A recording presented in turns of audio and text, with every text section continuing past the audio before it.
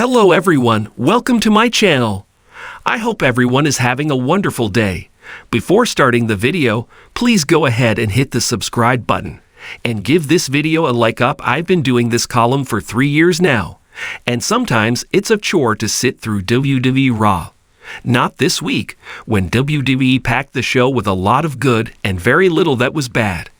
I shall still list out the good and the bad, like I always do in this column. And like always, I invite your thoughts and views. WWE decided to step it up on the road to WrestleMania 35. And they proved that when they decide to put on a show, they put on a show for the ages. I just wonder why they don't do this every single week like we know they can. Fastlane should be a good show now that the whole complexion of the show has changed. And WrestleMania should be an even bigger night. Here is the good and the bad from the 3 hours of action we just witnessed this week. Roman Reigns made his long-awaited return to Raw this week. The WWE Universe awaited his announcement with bated breath, and he did not disappoint. Just like he had promised, he let the WWE Universe know that his cancer was in remission again. This is not just good news for WWE fans, but also for fans of the big dog.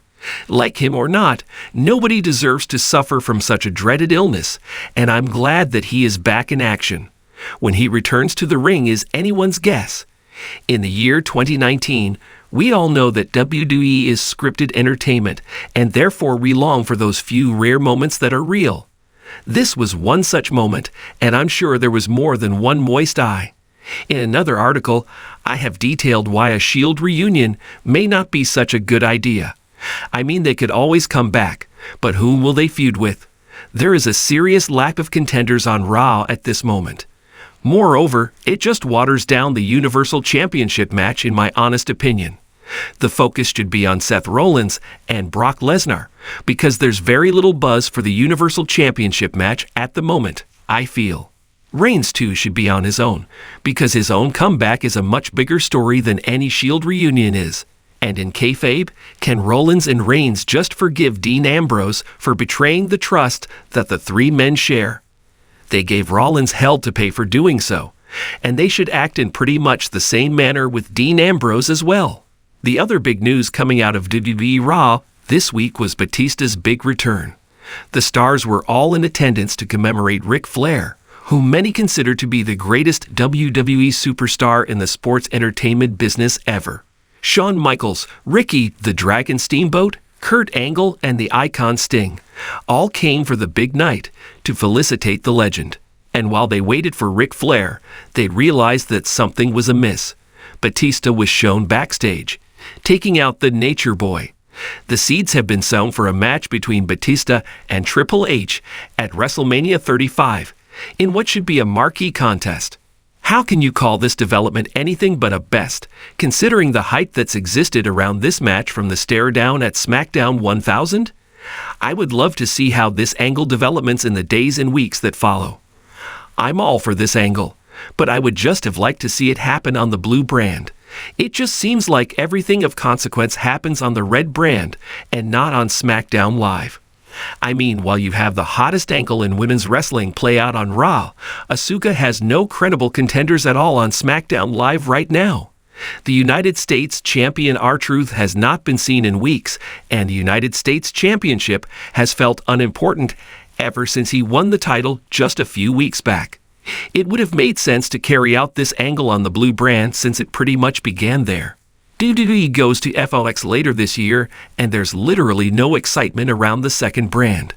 I think that this is a pretty significant mistake and could cost the company over the long haul. Everyone in Sportskeeda and a lot of our readers expected Becky Lynch to crash Ric Flair's birthday celebrations. I love the fact that WWE swerved us all by having her show up earlier to attack Ronda Rousey. Becky Lynch has been arrested, and Ronda Rousey wants her added to the match at WrestleMania 35. The current champion seemingly relinquished her Raw Women's Championship as well in hopes of having Becky Lynch added to the match at WrestleMania.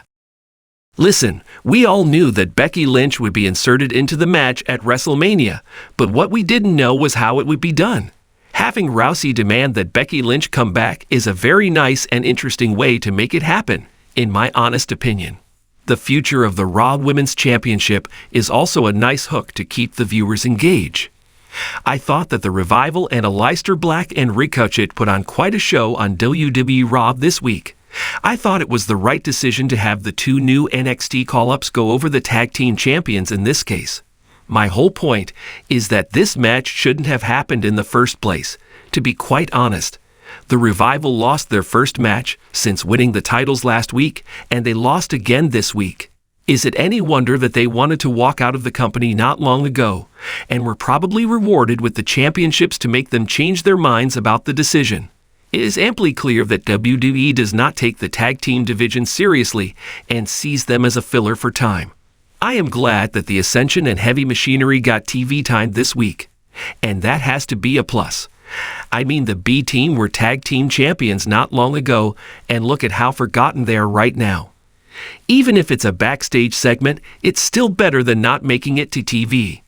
But the lines and the dialogue genuinely made me cringe quite hard. There is no way in hell that anyone will take Heavy Machinery as a threat in the weeks that follow. To say that they've been portrayed as a joke is a massive understatement. However, not all hope is lost, and it is clear that Otis Dozovic could figure in WWE's plans because of his unique look. Let's hope that WWE wrongs all rights from this week.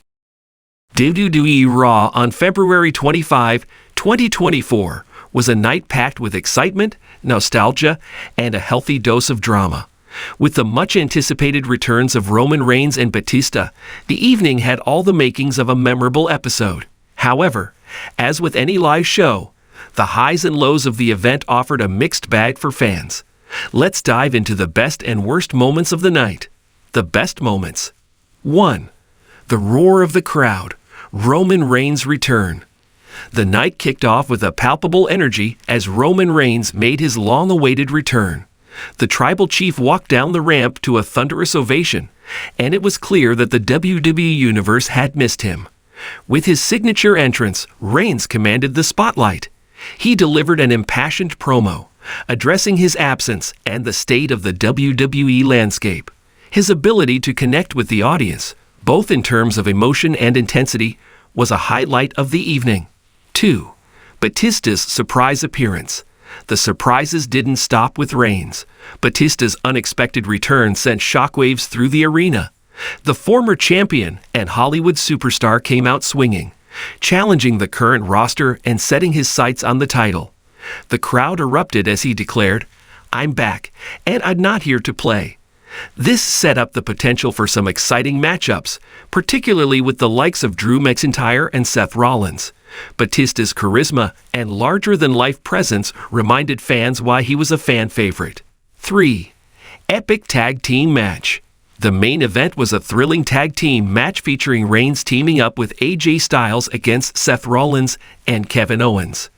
This bout was a masterclass in storytelling and athleticism.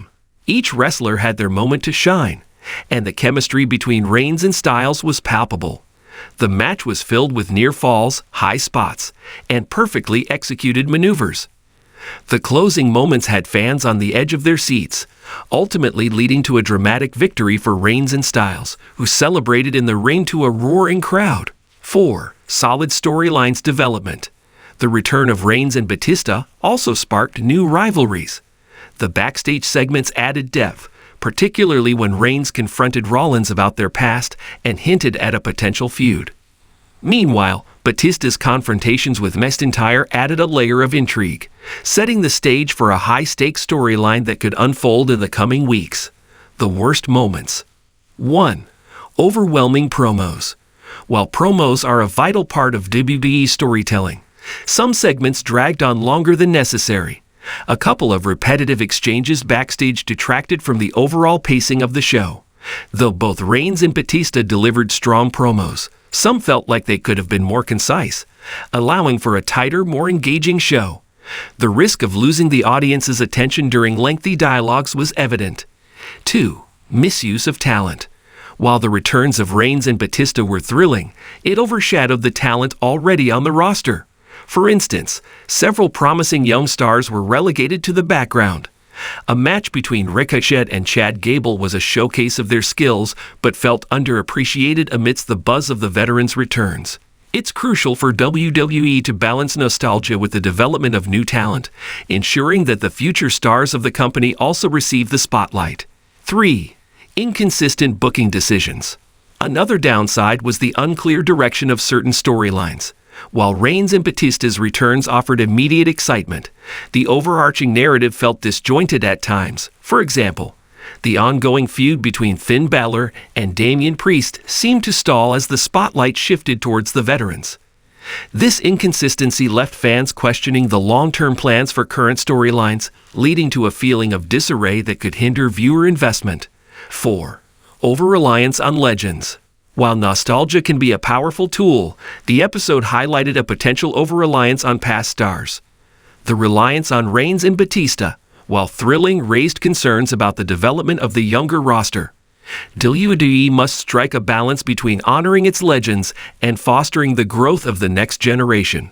If current stars are continuously overshadowed by returning legends, it may create a stagnant environment that hinders innovation and fresh storylines. Conclusion.